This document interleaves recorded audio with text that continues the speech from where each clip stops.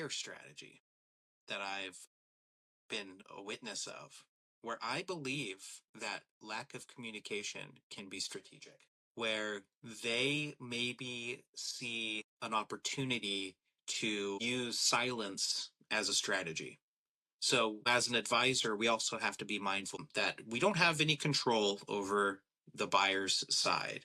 We have control over our narrative, we have control over the valuation, but we don't have any control over the buyer side. So, it's important for us to maintain our strategic approach even when we get thrown curveballs, like a silence strategy. What is the purpose of the buyer's silent strategy? For example, if they are poised to make a price adjustment, they know they want to make a price adjustment, and maybe they have a little bit of time left in their due diligence period. Maybe they go silent for a little bit, create a little bit of uncertainty, a little bit of panic, and then go for a price adjustment conversation.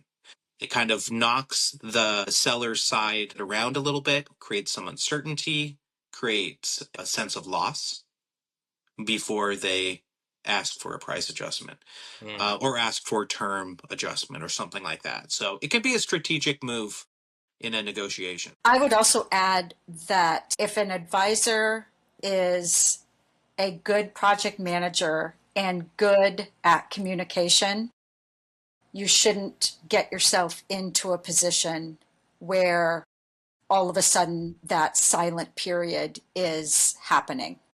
I understand what you're saying about, okay, there could be some, strategic silence there. That absolutely makes sense. But if you're on top of the deal and on top of the progression of the transaction, there should not be those periods of silence. You should be 5 steps ahead, or at least 2 steps ahead of what's going on, right? You should have your timeline. Like you should have your spreadsheet or status calls, status meetings. We're checking in.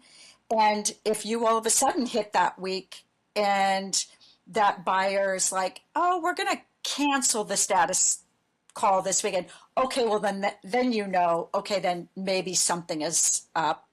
Then that's all right, maybe we're going to have a discussion here about something strategic. But the advisor should always be on top of what is happening. There should never be now a week has passed or 3 weeks has passed and the advisor has no idea what's going on with the buyer. Yeah. Do you allow the buyer and seller to communicate directly? No. Under what circumstances would you allow that? If I'm dead.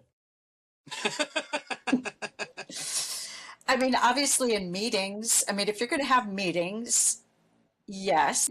I know some advisors that it's free for all and they're comfortable. That's their choice if that's how they want to run their transactions. But we've seen those backfire badly. It goes back to weakness. It goes back to weakness of control, and it could seriously hurt the value of the business. To properly frame the narrative and to maintain that understanding, it's best to strategically coordinate the communication between buyer and seller.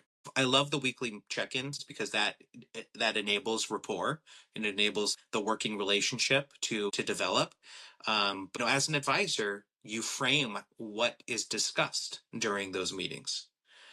I never allow a buyer to have the communication channel to the seller directly. In that case, things can unravel very, very quickly.